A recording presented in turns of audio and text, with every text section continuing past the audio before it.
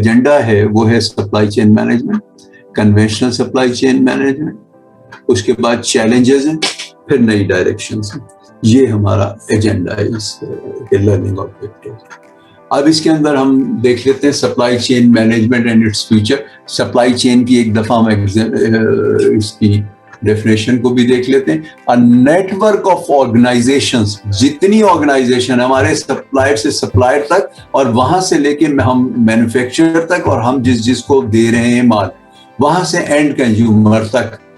तो ये उस एंड कंज्यूमर से पहले बहुत सारे हमारे पास ऑर्गेनाइजेशंस है ना, ये सारे अदारे हैं ना, सारी कंपनीज हैं, सारी ऑर्गेनाइजेशंस हैं। तो इन ऑर्गेनाइजेशन को कनेक्ट करता है in their processes and activities with the ultimate goal of delivering value to the final customer। ये जो वैल्यू देनी है, जो बेनिफिट देना है, ये एंड कंज्यूमर को देना। एंड कंज्यूमर को टारगेट रखते हैं, हर तरफ से हर जगह से चीज अच्छी होगी, कॉस्ट एफिशिएंट होगी, क्वालिटी बेहतर होगी। तो फायदा किसको होगा? एंड कंज्यूमर को होगा ना।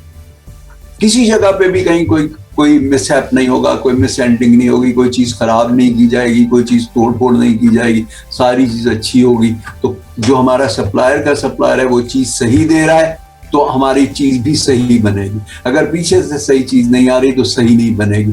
हमने पीछे से भी चीज सही आ गई, हमने भी सही बना दी, लेकिन हमारा रिटेलर जो है वो चीजों को प्रॉपर नहीं रख रहा, या कस्टमर के साथ जो है वो अच्छे एटीट्यूड से, अच्छे बिहेवियर से बात नहीं कर रहा, तो हमारा प्रॉब्लम आता चला जाएगा। सो ये सारी चीजें जो हैं, ये सारी ऑर्गेनाइजेशन जो है, इनको सबको इंटरकनेक्ट करता है और सबकी डायरेक्शन को ठीक करता है। मकसद क्या होता है कि जो हमारी वैल्यू एडिशन है, जो उसके अंदर जो अल्टीमेट हमारा गोल क्या है कि हमारी वैल्यू डिलीवर हो टू फाइनल कंज्यूमर, जिसने चीज को इस्तेमाल करना है, खाना है, पीना है या पहनना है, उस तक हो जाता है। सो ये हमारी सप्लाई चेन की एक डेफिनेशन है। So this new discipline was a response to changes in prevailing trends in business strategy। जो ट्रेंड्स चेंज होते जा रहे हैं आज के हिसाब से, सप्लाई चेन आज सबसे ज्यादा जो है वो ड्राइविंग सीट के ऊपर है, which in turn demanded that internal function self interest be put aside to achieve a greater good of delivery better value to customer। हम अपने vested interest की तरफ कोई ऑर्गेनाइजेशन नहीं देखेगी और कोशिश करेगी कि कस्टमर हमारा डिलाइटेड हो, अपने जो वेस्टेड इंटरेस्ट हैं उनको नहीं देखेगी, और ओवरऑल वो फंक्शन इस तरह से करेगी कि एंड कंज्यूमर जो है उसको ज्यादा से ज्यादा अच्छी सर्विस मिले, ज्यादा से ज्यादा अच्छी प्रोडक्ट मिले।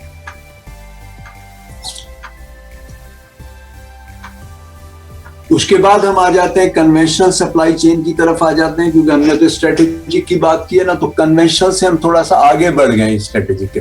तो कन्वेंशनल सप्लाई चेन क्या है? Traditionally supply chains have been characterised by arms length even adversarial relationship between the different players।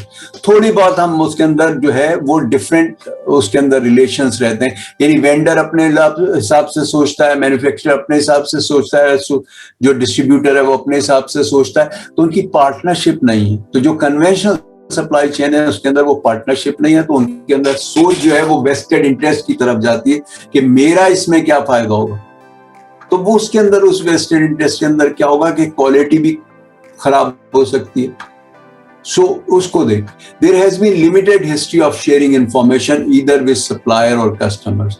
हमारी बड़ी लिमिटेड हिस्ट्री है सप्लायर की के साथ या कस्टमर के साथ सारी चीजें डिस्कस करनी, ये हमारी बड़ी शॉर्ट हिस्ट्री है वर्ल्ड वाइड में। पहले ऐसा कुछ नहीं होता था, जो मैन्युफैक्चरिंग ऑर्गेनाइजेशन है उसके अंदर कस्टमर जा नहीं सकता था, वेंडर जा नहीं सकता था, एक दूसरे के साथ जो है वो चीजें शेयर नहीं होती थी, छुपाई जाती थी। Conventional supply chains have often been designed to optimise for cost and और कस्टमर सर्विस। अब कन्वेंशनली जो है वो हम उसके अंदर वो देखते हैं, जो उसके अंदर जो होता है कि हम उसको कॉस्ट को बेहतर करें, कॉस्ट कम से कम करें, और कस्टमर सर्विस जो है ना उसको हम गुजारे लायक करें। तो हम कन्वेंशनल उसके अंदर ये देखते हैं, वो नहीं देखते कि कस्टमर को मैक्सिमम बेनिफिट हो, उसके लिए हम पार्टनरशिप करें। Many organisations are at risk because their response times to demand changes और supply disruption are too long।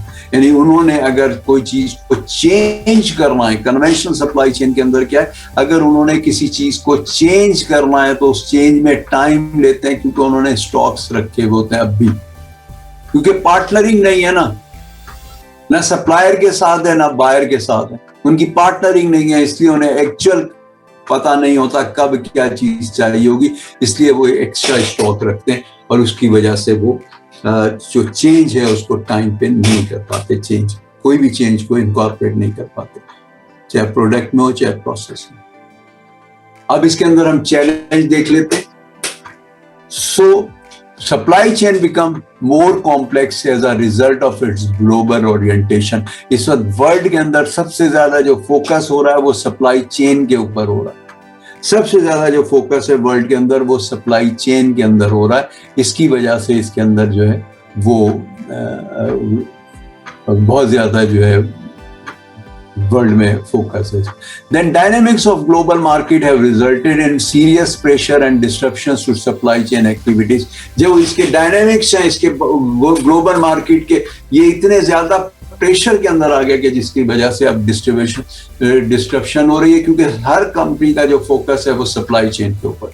So supply chain vulnerability due to uncertain and turbulent market, बहुत सारी uncertainties हैं, बहुत सारे हादसा होते हैं, बहुत सारे वाकयात होते हैं, वार हो सकती है, कोई भी मसला हो सकता है। तो कोई भी हमारे जो डिजास्टर्स हैं जैसे 9/11 वाला था, या कोई भी डिजास्टर जो है लोकली या इंटरनेशनली आपकी सप्लाई चेन में किसी जगह पर भी है तो वो आपको डिस्टर्ब कर सकता है। तो इसको किस तरह से हैंडल करें, इसी के लिए मैंने आपको सजेस्ट किया था कि आप जो भी आपकी इंपॉर्टेंट चीजें वो आप एक जगह से ज्यादा से बाई करें। उसके बाद फिर उसके अंदर हम आ जाते हैं, therefore business as usual is often not an option। अब आपका जो बिजनेस एज यूजुअल है वो ऑप्शन नहीं रहा, आपको सप्लाई चेन पे काम करना ही करना, आपको इस पार्टनरशिप पे, आपको इस कोलैबोरेशन पे काम करना ही करना है। सो नई डायरेक्शंस पे आपको जाना ही जाना है, आपके पास अब कोई चॉइस नहीं रहेगी। अब आप बिजनेस एज यूजुअल जैसे करते रहे, अब आप वैसे नहीं कर सकते, क्योंकि आप अगर उसी तरह से रहेंगे तो आपका कंपटीटर उस तरह अगर नहीं होगा तो वो आगे चला जाएगा, आप वहीं रह जाएंगे। सो न्यू डायरेक्शन के अंदर क्या है कि due to the emergence of the value conscious customer, अब हमारे कस्टमर जो हैं वो भी वैल्यू कॉन्शियस हो गए ना कि इससे मुझे क्या फायदा होगा, वो उस कॉन्शियसनेस के अंदर वो क्या होता है, and uncertain and turbulent markets हो गए, अनसर्टेनिटी बढ़ गई। The field of supply chain management is evolving remarkable fast now compassing the fall. Fast हो गई है हमारी जो सप्लाई चेन है, वो फास्ट हो गई है। अब इसके अंदर हमारी जो चीजें हैं उसके अंदर स्ट्रेटेजिक सप्लाई चेन मैनेजमेंट आ जाती है, creating and sustaining competitive advantage. Competitive advantage अपने कॉम्पिटिटर से न सिर्फ क्रिएट करनी है, वन टाइम गेम नहीं है, बल्कि सस्टेन करना है। एक चीज हासिल करना, कॉम्पिटिटिव एडवांटेज हासिल करना मुश्किल होता है, फिर उसको कंटिन्यूअसली मैनेज करना, उसको कॉम्पिटिटिव एडवांटेज को, वो मुश्किल होगा। जिस तरह टोयोटा ने सप्लाई चेन पे फोकस किया, वो कंटिन्यूअसली सस्टेन कर रहा है, कंपटीशन के अंदर कंटिन्यूअसली सस्टेन कर रहा है। इसी तरह से जापान के दूसरे लोग भी सस्टेन कर रहे हैं, इसी तरह से वॉलमार्ट भी सस्टेन कर रहा है, डिकेड से सस्टेन कर रहा है ना वॉलमार्ट। तो कंटिन्यूअसली आप उसको जो है अचीव करना और फिर उसको सस्टेन करना, सबसे मुश्किल काम है उसको सस्टेन करना। फिर किस तरह से होगा ये? Full integration and efficient supply chain, आपस की इंटीग्रेशन से होगा, आपस की कोऑर्डिनेशन से होगा, आपके आपस की अंडरस्टैंडिंग से होगा, आपकी आपस की कोलैबोरेशन और पार्टनरशिप से होगा। Then creating the resilient supply chain, supply chain किस तरह की हो कि हम वापस उस पर आ सकें, high level of cooperative collaborative working, एक हाई लेवल की कोलैबोरेशन चाहिए आपको। Working across supply chain can significantly help mitigate this. सबकी पार्टनरशिप से आप धोखे में नहीं रहेंगे, आपका सप्लायर भी आपको वक्त पे बताएगा कि आइंदा ये तब्दीली होने जा रही है, आपका जो बायर है वो भी आपको वक्त बताएगा कि आइंदा मार्केट में ये प्रोडक्ट लॉन्च हो रही है, ये प्रोसेस हो रहा है, या ये प्रोजेक्ट लग रहा है, तो वो आपको इन्फॉर्मेशन आपको हर एंड से जल्दी मिलेगी। आपके कस्टमर से लेके सप्लायर के सप्लायर तक सारी इंफॉर्मेशन का फ्लो चूंकि कंटिन्यूसली चलेगा, तो आपको इन्फॉर्मेशन मिलती है। उसके बाद फिर हम एजिलिटी की तरफ से आते हैं। तो एजिलिटी क्या है?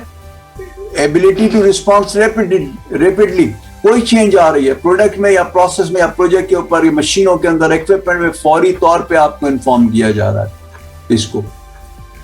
इसके अंदर फिर जो है rapidly to unpredictable changes in demand और supply in uncertain market, from push to pull. दो सिस्टम है हमारे पास। एक पुश है। पुश सिस्टम क्या है कि चीजें बनाए जाना, बना के स्टॉक करते जाना, फिर उसको कस्टमर की तरफ पुश करना, कस्टमर को उसकी तरफ लाना कि ये हमारी प्रोडक्ट खरीद ले। ये पुश प्रोसेस है। अब पुश प्रोसेस से जो है वो वर्ड चले गई है पुल प्रोसेस की तरफ से। वो ऑर्डर बेस काम करती है कि जो उसके पास एक्चुअल ऑर्डर्स हैं उतनी ही क्वांटिटी पे काम करती है, उससे ज्यादा क्वांटिटी पे काम नहीं करती। जैसे टोयोटा काम करता है, वो पुल स्ट्रेटेजी पे काम करता है। जितने कस्टमर्स के ऑर्डर्स हैं उसको जो देनी है प्रोडक्ट, उतनी ही प्रोडक्ट वो बनाता है। वर्ड जो है वो पुल सिस्टम पे चले गई है। जो कन्वेंशनल पुश सिस्टम था उसको छोड़ दिया वर्ड ने।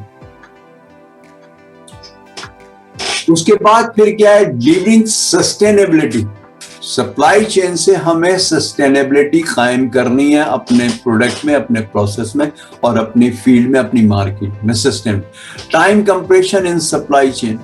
टाइम कम से कम लगेगा। हमने टाइम को कंप्रेस कर दिया। जो लीड टाइम था हमारा, जो रिस्पांस टाइम था, उसे कम से कम कर दिया, चाहे वो चेंज का हो, चाहे वो माल डिलीवर करने का। Development of supply chain relationships initiatives. हमने इसके अंदर इनिशिएटिव्स को उसके अंदर डाला है। उसके अंदर मजीद इनिशिएटिव हमने डालने हैं। उसके बाद फिर हम आ जाते हैं सिंक्रोनाइजेशन आ जाते हैं toward seamless and uninterrupted flows of information. इतनी अच्छी सिंक्रोनाइजेशन होती है हमारी बायर, जो सप्लायर है उससे लेके कंज्यूमर तक सारी इंफॉर्मेशन बिल्कुल सीमलेस होती है, बिल्कुल सही इंफॉर्मेशन होती है। वो जो है फिल्टर होकर इंफॉर्मेशन नहीं मिलती, हमें डायरेक्ट इंफॉर्मेशन मिलती है और हम उस पर इंफॉर्मेशन पे रिलाई करते हैं। और हमें डायरेक्ट कंज्यूमर की इंफॉर्मेशन जो है वो इम्पोर्टेंट होती है, क्योंकि हमारा जो रिटेलर है या होलसेलर है वो हो सकता है हमें गलत इंफॉर्मेशन दे।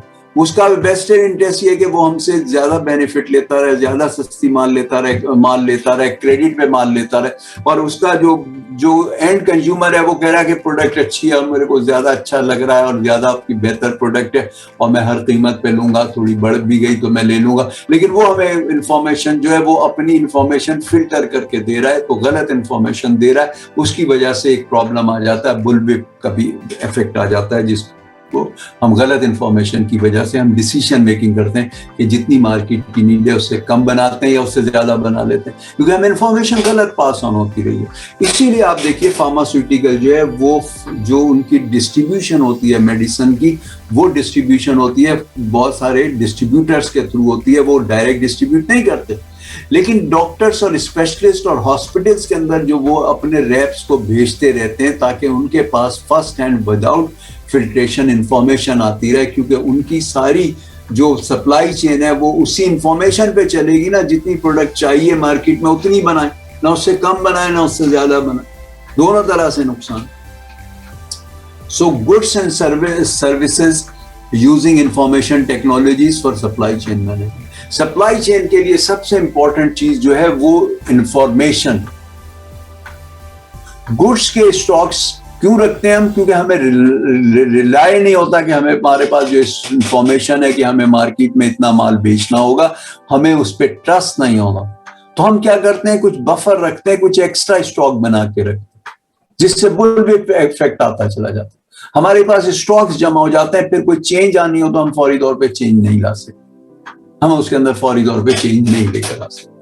तो इस वजह से जो है अब वर्ल्ड के अंदर जो है सबसे ज्यादा जो इन्वेस्टमेंट हो रहा है वो आईटी पे हो रहा है, क्योंकि वर्ल्ड ने देख लिया कि या तो हम आईटी पे इन्वेस्ट करें या प्रोडक्ट के ऊपर इन्वेस्ट करें, यानी इन्वेंट्री हम रखें, माल बना के रखें, स्टॉक्स रॉ मटेरियल के भी रखें, बाकी एसेसरीज भी रखें और अप टू फिनिश गुड जो जो चीज़ें चाहिए हम उसके स्टॉक्स रखें, पता नहीं कब कितना माल बना के देना, और माल भी तैयार करके रखें, क्योंकि हमारे पास इंफॉर्मेशन सही है। जब एंड कंज्यूमर से इंफॉर्मेशन सही मिलेगी तो इंफॉर्मेशन टेक्नोलॉजी से वो सही इंफॉर्मेशन होगी, रिलायबल होगी, तो हम फालतू माल नहीं बनाएंगे, वो हम उतना ही माल बनाएंगे जितने माल की हमें जरूरत है।